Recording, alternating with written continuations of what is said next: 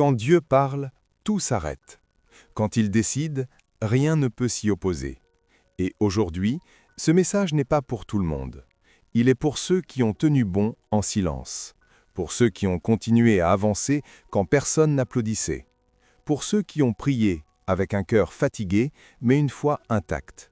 Parce que voici la vérité. Dieu a regardé ta route, et il a dit « Assez ». Assez de porter ce qui n'était pas à toi. Assez de survivre quand tu étais appelé à vivre. Assez de te cacher quand ta lumière devait se lever. Ce n'est pas un jour futur, ce n'est pas peut-être, c'est maintenant. Dieu met fin à une saison de survie. Il y a des saisons où l'on ne vit pas vraiment. On fonctionne, on résiste, on avance par réflexe plus que par espérance. Tu te lèves, tu fais ce qu'il faut faire, tu tiens bon, mais au fond quelque chose en toi est constamment sous tension, comme si ton âme n'avait jamais le droit de se poser. Tu as appris à encaisser sans te plaindre, à sourire même quand l'intérieur s'effondre, à être fort parce que personne d'autre ne pouvait l'être à ta place. Et pendant longtemps, tu as cru que c'était ça, la foi. Tenir, endurer, supporter. Mais Dieu ne confond jamais endurance et épuisement. Il y a une différence entre porter une croix et porter des fardeaux que Dieu ne t'a jamais donnés. Une différence entre servir avec amour et survivre par obligation. Ce que beaucoup appellent force spirituelle n'est parfois qu'une fatigue prolongée qui n'a jamais été déposée aux pieds de Dieu. Quand Dieu dit « assez », il ne parle pas à ton courage, il parle à ton âme. Il voit quand la pression est devenue trop lourde, quand tu donnes encore mais à vide, quand tu continues mais sans joie, quand tu pries non plus par élan mais par habitude. Ce moment où Dieu intervient n'est pas brutal, il est précis. Il vient interrompre un cycle invisible, celui où tu étais devenu compétent dans la survie mais étranger au repos, où tu savais gérer les crises mais plus reconnaître la paix, où tu étais fiable pour tout le monde sauf pour toi-même. Dieu ne glorifie jamais l'épuisement. Il ne célèbre pas les âmes à bout de souffle. Il ne t'appelle pas à te sacrifier jusqu'à disparaître. Lorsqu'il dit « assez », ce n'est pas un reproche, c'est une limite divine. C'est Dieu qui se tient entre toi et ce qui t'use et qui déclare « cela s'arrête ici ». Assez de porter ce qui n'est pas de ton ressort, assez de réparer ce que tu n'as pas brisé, assez de sauver tout le monde en te perdant toi-même. Ce moment marque un basculement subtil mais réel. Tu ne forces plus, tu ne compenses plus, tu ne t'expliques plus. Ce n'est pas que la pression disparaît d'un coup, c'est que tu n'y es plus soumis de la même manière. Quelque chose se dessert à l'intérieur, une respiration revient, un espace se crée. Dieu ne t'arrache pas à la survie par le chaos, mais par l'autorité. Il ne te pousse pas, il te relève. Il ne t'exige pas plus, il t'invite à autre chose. Et dans cet instant précis, souvent silencieux, souvent intérieur, tu commences à comprendre que cette saison n'était pas censée durer éternellement, qu'elle avait un rôle mais pas une résidence, que tu pouvais être fidèle sans être vidé, fort sans être écrasé, engagé sans être consumé. Ce n'est pas la fin de ton combat, c'est la fin de ta captivité. Ta souffrance n'était pas invisible. Il y a des douleurs qui ne font pas de bruit. Elles ne se voient pas. Elles ne se racontent pas facilement.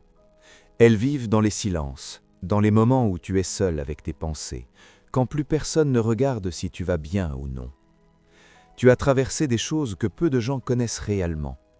Pas parce que tu voulais cacher, mais parce que tu n'avais pas toujours les mots. Comment expliquer ce poids intérieur ? Comment décrire cette fatigue qui n'est pas seulement physique, mais profondément ancrée dans l'âme ? Il y a eu ces nuits où le sommeil fuyait, ces instants où tu fixais le plafond en te demandant si Dieu entendait encore, des moments où tu faisais tout ce qu'il fallait extérieurement, pendant qu'à l'intérieur tu te sentais invisible, comme effacé. Et peut-être que le plus dur n'était pas la souffrance elle-même, mais l'impression qu'elle passait inaperçue, que personne ne remarquait l'effort, que personne ne voyait à quel point tu luttais pour rester debout. Mais le regard de Dieu ne fonctionne pas comme celui des hommes. Il ne s'attarde pas seulement aux résultats visibles. Il observe les combats silencieux. Il voit la force dépensée dans l'ombre. Il entend les prières qui ne sont jamais prononcées à voix haute. Chaque larme que tu as retenue, chaque fois où tu as souri pour ne pas inquiéter, chaque jour où tu as continué même quand tu n'en avais plus envie. Rien de tout cela n'a été ignoré. Dieu ne mesure pas la foi par l'intensité des mots, mais par la persévérance du cœur. Il sait quand tu avances par confiance et quand tu avances simplement parce que tu refuses d'abandonner. Et dans les deux cas, il est présent. Il y a des saisons où Dieu ne parle pas fort, non pas parce qu'il est absent, mais parce qu'il observe. Il regarde comment tu gères la douleur sans devenir amer, comment tu fais face à l'injustice sans te fermer, comment tu continues à aimer sans te durcir. Ce que tu appelais peut-être vide était en réalité un espace où Dieu travaillait en profondeur. Chaque déception t'a appris quelque chose, chaque attente prolongée a affiné ta patience, chaque porte fermée a développé en toi une compréhension que tu n'aurais jamais acquise autrement. Tu n'as pas perdu de temps, tu as gagné de la profondeur. Même les moments où tu as douté de toi-même, où tu t'es demandé si tu étais assez fort, assez fidèle, assez capable, Dieu les a vus. Il ne t'a jamais jugé pour tes questions, il a simplement attendu que tu continues à avancer malgré elles. Il y a une sagesse qui ne vient que de la traversée, une compassion qui naît seulement après la douleur, une solidité intérieure qui se forme quand personne ne te porte. Et aujourd'hui, si ce message te touche, ce n'est pas par hasard. C'est parce que cette souffrance que tu pensais oublier est en train d'être reconnue, non pas par les hommes, mais par celui qui n'a jamais cessé de regarder. Du mode survie à la destinée. Il arrive un moment précis où quelque chose change à l'intérieur. Rien n'a encore bougé à l'extérieur, les circonstances semblent identiques, les visages autour de toi n'ont pas changé. Et pourtant, tu sais, tu le ressens. Ce que tu vis maintenant n'est plus fait pour durer. Le mode survie a une signature particulière. Il te maintient en alerte constante, tu prends des décisions rapides, tu anticipes les problèmes, tu te prépares toujours au pire. C'est utile pour traverser une crise, mais destructeur lorsqu'il devient un mode de vie. À force de fonctionner ainsi, tu finis par croire que la tension est normale, que la paix est un luxe réservé à d'autres. Mais la destinée ne se manifeste jamais dans l'urgence permanente. Lorsque Dieu commence à te faire sortir du mode survie, il ne te précipite pas. Il te réaligne. Il ralentit certaines choses pour en accélérer d'autres. Tu remarques que ce qui te poussait autrefois à réagir ne te contrôle plus de la même manière. Tu ne te sens plus obligé de répondre à chaque appel, de réparer chaque situation, de te justifier à chaque critique. Ce changement n'est pas spectaculaire, il est intérieur. Et c'est précisément pour cela qu'il est réel. Tu entres dans une saison où tu agis par discernement plutôt que par peur, où tu choisis par conviction plutôt que par pression. Le bruit extérieur commence à perdre son pouvoir et une direction plus calme, plus stable commence à émerger. La destinée ne t'arrache pas à ton passé, elle l'intègre. Tout ce que tu as traversé devient une base, pas un poids. Les compétences développées dans l'urgence servent maintenant à construire, non plus à survivre. La vigilance se transforme en sagesse, la prudence devient stratégie, la résistance devient endurance dirigée. Tu n'avances plus pour éviter l'échec, tu avances vers quelque chose. C'est là que beaucoup se sentent déstabilisés. Parce que le mode survie, aussi épuisant soit-il, est familier. La destinée, elle, demande de la confiance. Elle exige que tu laisses tomber certains mécanismes de protection qui ne sont plus nécessaires. Elle te pousse à croire que Dieu peut te guider sans que tu sois constamment sur la défensive. Ce passage demande du courage, mais pas celui que l'on associe habituellement à la force. C'est un courage plus subtil, celui de ne plus contrôler chaque détail, celui de laisser Dieu définir le rythme, celui d'accepter que tu n'as plus besoin de prouver ta valeur par l'effort constant. À mesure que tu avances, tu remarques que certaines portes s'ouvrent sans lutte, que certaines décisions deviennent plus claires, que certaines opportunités apparaissent, non pas parce que tu les as poursuivies, mais parce que tu es désormais aligné avec ce qu'elles demandent. La destinée n'est pas une destination lointaine, c'est une manière différente de marcher. Tu ne réagis plus à la vie, tu y réponds. Tu ne fuis plus ce qui te faisait peur, tu discernes ce qui mérite ton énergie. Tu ne t'adaptes plus pour survivre, tu t'alignes pour porter du fruit. Et dans ce mouvement, même lent, même discret, quelque chose se stabilise profondément en toi. Une certitude silencieuse que tu n'es plus en train de simplement tenir bon, mais d'avancer dans une direction qui fait sens, portée non par la pression, mais par l'appel. L'isolement n'était pas un rejet. Il y a des silences qui font mal et d'autres qui façonnent. Sur le moment, il est difficile de faire la différence. Tu t'es peut-être demandé pourquoi les appels se faisaient plus rares, pourquoi certaines personnes, autrefois si présentes, semblaient soudain distantes. Pourquoi tu avais l'impression d'avancer seul, sans explication claire, comme si quelque chose s'était refermé autour de toi. L'isolement a cette capacité étrange de faire douter de sa valeur. Quand les voix autour se taisent, l'esprit cherche des réponses. Est-ce que j'ai fait quelque chose de mal? Est-ce que j'ai raté un moment important? Est-ce que Dieu m'a mis de côté? Mais Dieu ne met jamais de côté ce qu'il prépare. Dans les Écritures, les moments les plus décisifs commencent souvent dans le retrait. Pas sur une scène, pas devant une foule, mais dans un espace où les distractions tombent. Là où il n'y a plus de public, plus d'approbation, plus de comparaison. L'isolement enlève les béquilles. Il révèle ce qui te motive vraiment. Il expose ce qui tient quand plus rien ne soutient. C'est dans ces saisons que Dieu parle autrement. Non pas plus fort, mais plus profondément. Sa voix ne concurrence plus le bruit extérieur. Elle descend plus bas, touche des zones que l'agitation ne permettait pas d'atteindre. Tu apprends à être avec Dieu sans agenda, à prier sans formule, à écouter sans attendre de réponse immédiate. Ce temps seul n'était pas vide, il était intentionnel. Il t'a appris à distinguer la présence de Dieu de l'approbation humaine, à reconnaître la paix sans validation, à rester intègre même quand personne ne regarde. Et cette intégrité silencieuse construit une autorité que rien d'extérieur ne peut donner. L'isolement agit aussi comme un filtre.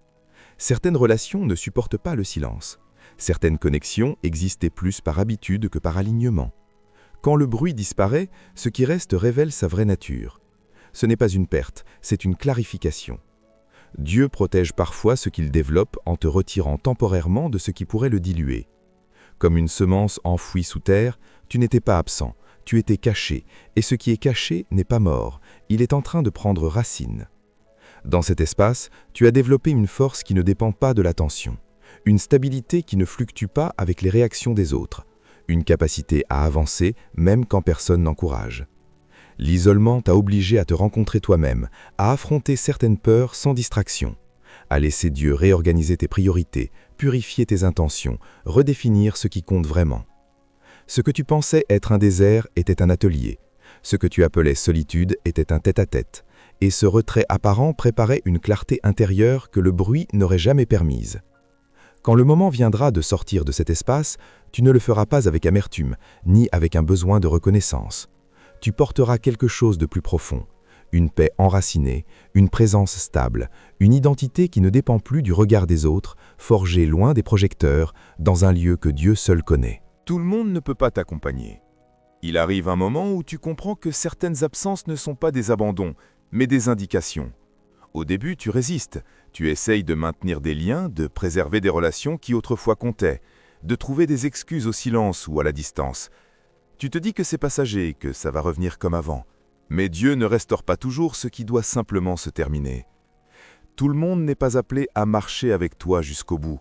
Certaines personnes sont présentes pour une saison précise, avec un rôle précis. Et lorsque cette saison se termine, leur présence devient incompatible avec ce que Dieu construit ensuite. Ce n'est pas un échec relationnel, c'est un changement de niveau. Chaque étape de croissance demande un environnement adapté.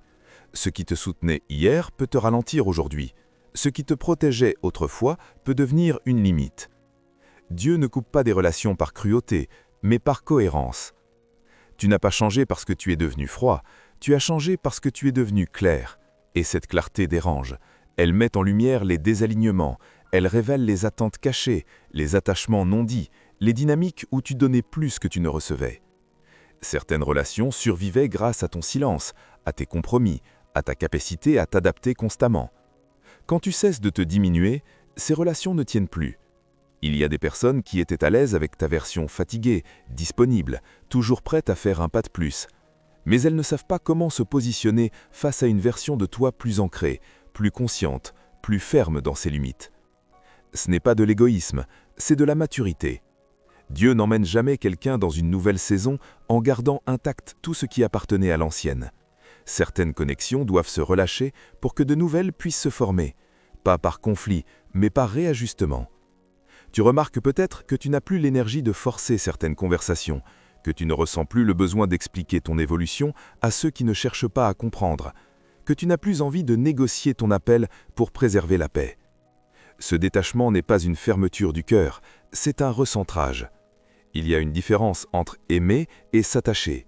Dieu ne te demande pas d'arrêter d'aimer, mais d'arrêter de porter ce qui n'est plus aligné avec ton appel. Certaines relations ne sont pas mauvaises, elles sont simplement dépassées par ce que tu deviens. Et quand ces distances s'installent, Dieu fait quelque chose de précis. Il crée de l'espace pour respirer, de l'espace pour entendre, de l'espace pour rencontrer des personnes qui ne demandent pas que tu te réduises pour être accepté. Tu ne perds pas ton cercle, tu affines ton entourage. Ceux qui sont appelés à marcher avec toi dans la prochaine phase ne te demanderont pas de ralentir ta croissance, ni de cacher ta lumière. Ils reconnaîtront la valeur de ce que tu portes, sans essayer de l'exploiter ou de le contrôler. Et dans ce processus, même si certaines séparations font mal, une chose devient de plus en plus claire. Tu n'as jamais été destiné à emmener tout le monde avec toi, seulement ceux qui peuvent marcher au même rythme que ce que Dieu active maintenant dans ta vie. Une nouvelle identité se met en place. Il y a un moment où tu cesses de chercher à te définir à travers les réactions des autres, pas parce que tu n'y es plus sensible, mais parce que quelque chose de plus solide s'est installé en toi. Une base, un ancrage, une certitude qui ne dépend plus de l'extérieur. Pendant longtemps, ton identité a peut-être été façonnée par ce que tu faisais, par ce que tu apportais, par la place que tu occupais dans la vie des autres. Tu étais utile, présent, fiable. Et sans t'en rendre compte, ta valeur s'est liée à cette utilité. Quand on avait besoin de toi, tu existais. Quand on ne t'appelait plus, le doute s'installait. Dieu ne bâtit jamais une identité sur l'approbation humaine. Ce qu'il est en train de faire maintenant est plus profond qu'un simple regain de confiance. Il redéfinit la source même de ton assurance. Tu n'as plus besoin d'être constamment confirmé pour avancer. Tu n'as plus besoin de te justifier pour prendre de la place. Tu n'as plus besoin de t'expliquer pour être légitime. Cette nouvelle identité ne fait pas de bruit. Elle s'exprime dans la manière dont tu prends des décisions, dont tu gères les tensions, dont tu réagis aux incompréhensions. Tu remarques que certaines choses qui te faisaient douter auparavant n'ont plus le même effet. Les critiques glissent différemment. Les silences ne t'atteignent plus de la même manière.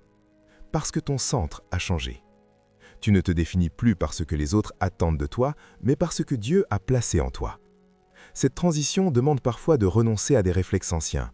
Vouloir plaire, vouloir expliquer, vouloir rassurer. Elle t'invite à rester debout, même quand tout le monde n'est pas d'accord. Cette sécurité intérieure ne te rend pas dur, elle te rend stable. Tu peux écouter sans te perdre, recevoir un avis sans t'effondrer, dire non sans te sentir coupable. Dieu t'apprend à faire la différence entre humilité et effacement, entre service et sacrifice de soi, entre l'amour véritable et le besoin d'être accepté. Et à mesure que cette distinction devient claire, ton comportement change naturellement. Tu choisis avec plus de discernement, tu t'engages avec plus de conscience, tu te retires sans ressentiment quand quelque chose n'est plus aligné. Cette identité renouvelée t'autorise à avancer sans te comparer. Tu n'as plus besoin de regarder à côté pour savoir si tu vas dans la bonne direction. Tu reconnais la voie qui te guide, elle est devenue familière, stable, constante. Il y a une paix particulière qui accompagne cette transformation. Pas une absence de défi, mais une absence de confusion. Tu sais qui tu es, même quand les circonstances sont floues. Tu sais ce que tu portes, même quand tout n'est pas encore visible. Et cette clarté intérieure change la manière dont tu te tiens dans le monde. Tu n'entres plus dans les espaces pour être validé, mais pour être aligné. Tu ne te présentes plus pour être remarqué, mais pour être fidèle. Et cette posture, calme et assurée, devient le socle sur lequel tout le reste commence à se repositionner. Le discernement devient plus aiguisé. Il y a un moment où tu ne réfléchis plus autant. Tu ressens. Ce n'est pas une impulsivité, ce n'est pas de la méfiance, c'est une perception affinée. Tu entres dans une pièce et quelque chose en toi se tend ou se calme sans raison apparente. Une conversation commence, les mots semblent justes, mais ton esprit capte un décalage. Tu ne peux pas toujours l'expliquer immédiatement, mais tu sais. Tu sais quand une attention est pure. Tu sais quand une énergie n'est pas alignée. Ce discernement ne vient pas du jour au lendemain. Il est né lentement, à travers les déceptions, les promesses non tenues, les silences qui parlaient plus fort que les paroles. Chaque expérience t'a appris à écouter plus profondément, au-delà des apparences. Avant, tu doutais de cette voix intérieure. Tu la minimisais pour préserver la paix. Tu la faisais taire pour éviter le conflit.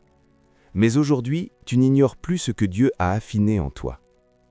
Le discernement spirituel n'est pas un soupçon constant, c'est une sensibilité. Il te permet de sentir ce qui est vrai avant même que les faits soient visibles. Il t'aide à distinguer l'urgence de l'importance, le charme de la sincérité, l'opportunité de l'alignement. Tu n'analyses plus tout avec la tête, tu écoutes avec l'âme. Cela change la façon dont tu fais confiance. Tu n'accordes plus ton énergie trop vite, tu observes. Tu laisses le temps révéler les intentions. Tu n'as plus besoin de réponses immédiates parce que tu sais que ce qui est authentique résiste au temps. Ce discernement te protège sans t'endurcir. Tu peux aimer sans te perdre, être ouvert sans être naïf, être généreux sans être exploité. Il y a des choses que tu n'aurais jamais perçues autrefois, des incohérences subtiles, des paroles qui sonnent bien mais qui ne portent pas de paix, des propositions attrayantes qui intérieurement te laissent inquiet. Ce n'est pas de la peur, c'est un signal. Dieu parle souvent par cette paix, ou par son absence. Plus tu respectes ce discernement, plus il devient clair. Plus tu lui fais confiance, plus il s'affine.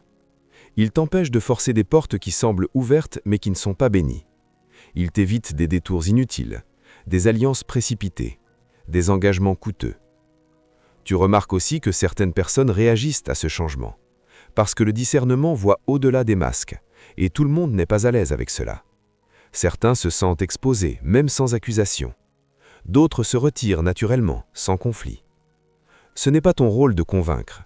Ce n'est pas ton rôle de confronter systématiquement. Ton rôle est d'écouter et d'obéir à cette clarté intérieure. Ce discernement n'est pas là pour t'isoler, mais pour t'aligner. Il t'apprend quand avancer, quand attendre, quand t'éloigner sans bruit. Il te guide vers ce qui nourrit ta paix et t'éloigne de ce qui la trouble. Et plus tu marches avec cette sensibilité, plus tu réalises que tu n'as pas perdu ton innocence. Tu as gagné en profondeur. Tu n'es pas devenu fermé, tu es devenu lucide. Et cette lucidité, silencieuse mais constante, commence à orienter chacun de tes pas avec une précision que tu n'avais jamais connue auparavant. Une élévation silencieuse mais puissante. Il y a une forme d'élévation qui ne fait aucun bruit. Elle ne s'annonce pas, elle ne s'impose pas. Elle se remarque après coup. Tu n'as rien changé volontairement, et pourtant, les regards ont changé. Les réactions sont différentes. Certains écoutent plus attentivement, d'autres se taisent. Tu n'as pas levé la voix, mais quelque chose dans ta présence s'est affirmé. C'est ainsi que Dieu élève. Pas par la précipitation, pas par l'exposition forcée, mais par un repositionnement intérieur qui finit par se manifester à l'extérieur. Cette élévation n'a rien à voir avec la recherche de reconnaissance. Elle ne vient pas combler un besoin d'être vue. Elle émerge lorsque l'identité est stable, lorsque les motivations sont purifiées, lorsque l'ego n'est plus aux commandes. Tu n'as plus besoin d'occuper l'espace pour exister, tu le remplis naturellement. Avant, tu faisais peut-être beaucoup pour être remarqué sans jamais vraiment l'être. Aujourd'hui, tu fais moins, mais ton impact est plus profond. Les mots que tu prononces portent davantage, les décisions que tu prends sont observées. Même ton silence devient éloquent. Parce que l'autorité véritable ne se revendique pas, elle se dégage. Cette élévation change aussi ta relation au succès. Tu ne le poursuis plus comme une validation personnelle, tu le reçois comme une responsabilité.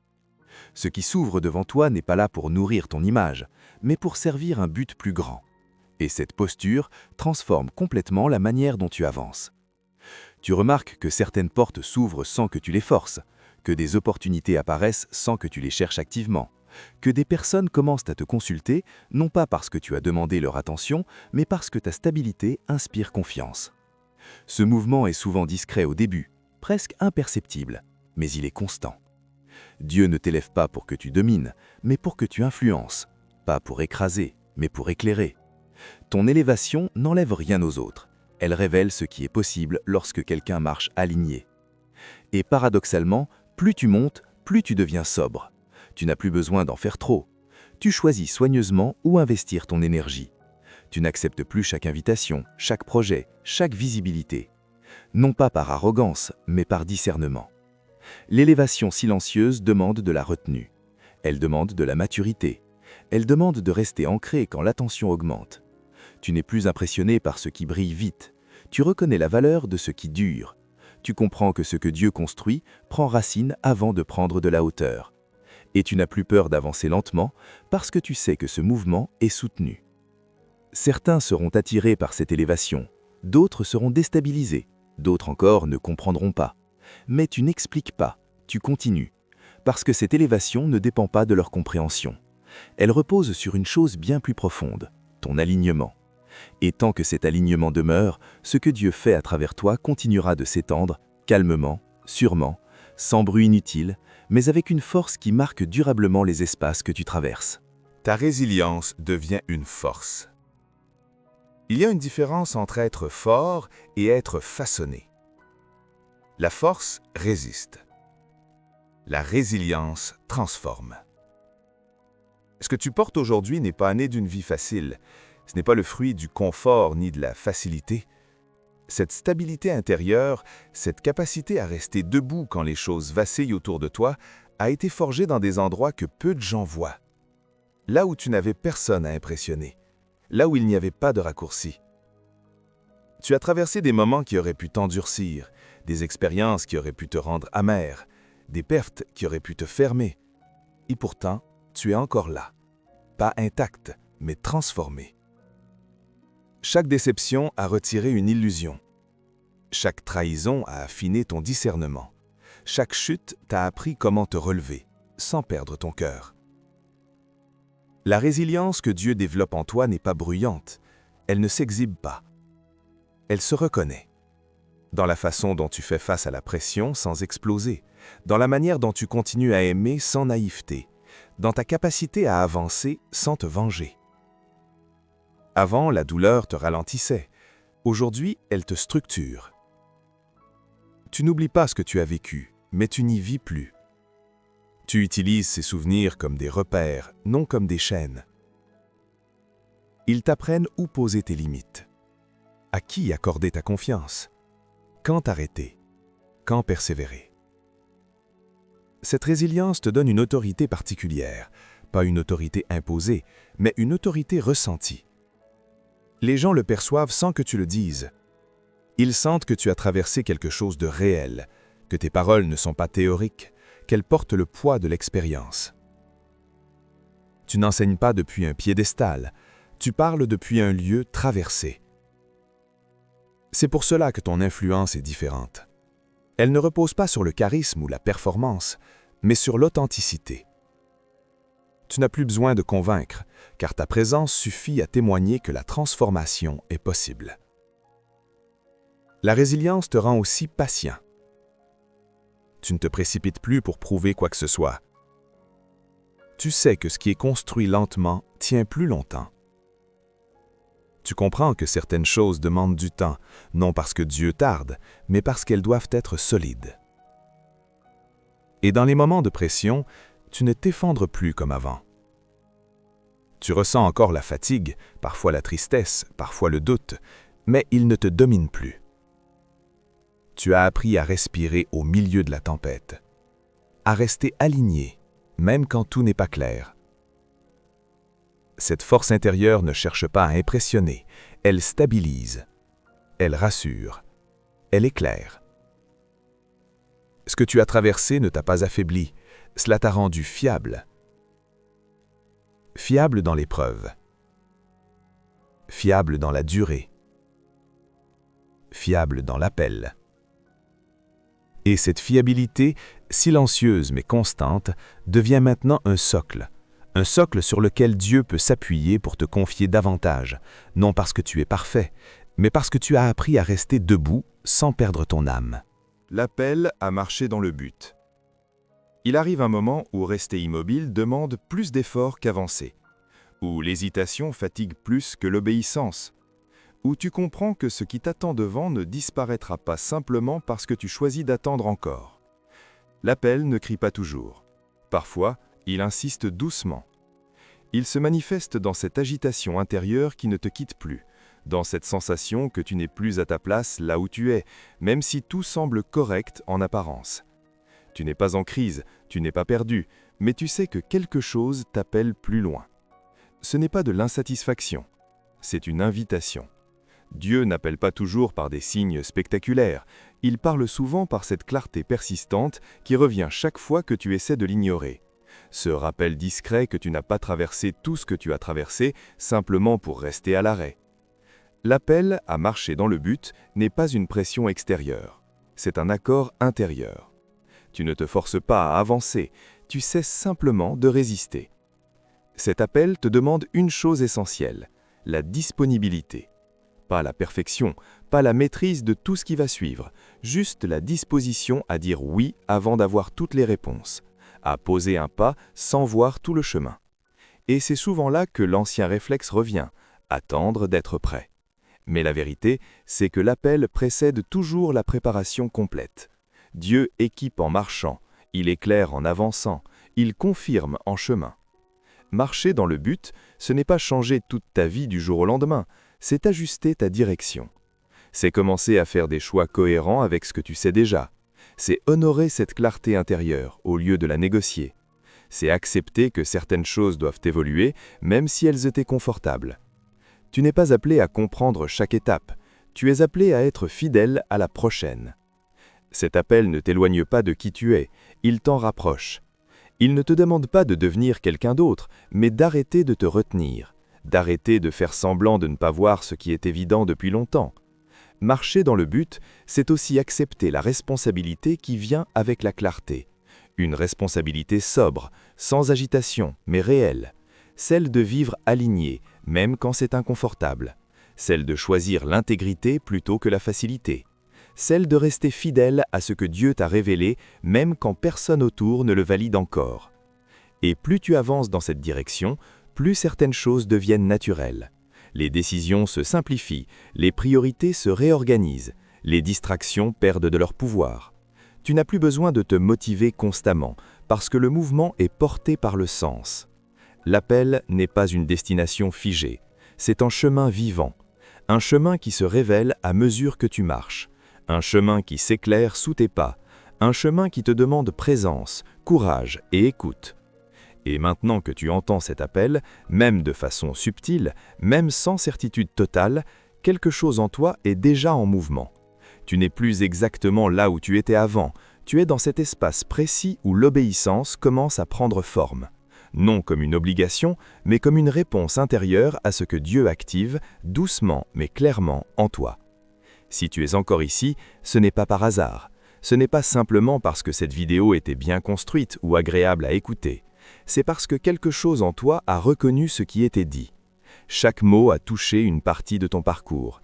Chaque silence a réveillé une vérité que tu connaissais déjà, mais que tu n'avais peut-être jamais osé nommer clairement. Tu n'es pas arrivé jusqu'ici par accident. Tu as été préparé, affiné, aligné. Et maintenant, une nouvelle saison s'ouvre devant toi. Pas une saison de survie, pas une saison de compromis, mais une saison de clarté, de maturité et de marche consciente dans ce que Dieu a placé en toi.